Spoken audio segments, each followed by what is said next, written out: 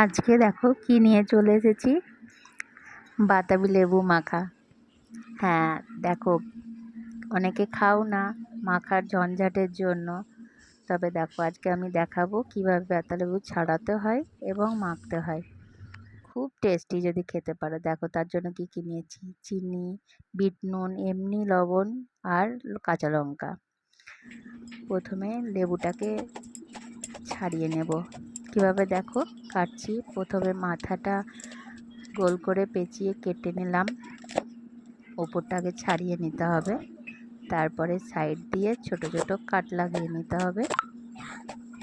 দেখো আমি যেভাবে নিচ্ছি, কেটে নিচ্ছি গাটা।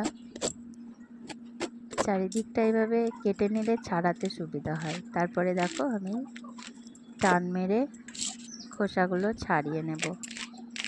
ছাড়িয়ে ভেতরটা দেখো অনেকটা বড় লেবুটা।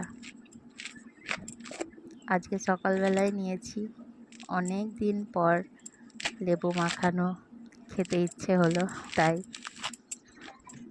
দেখো দেখেছো কত সুন্দর ছেড়ে গেল খোসাগুলো। এইভাবে ছাড়িয়ে নিতে হবে। গোটা গোটা এক একটা কোয়া বেরিয়ে চলে আসবে। দেখো কত সুন্দর। ভেতরের খোসাটাও ছাড়িয়ে নিতে হবে।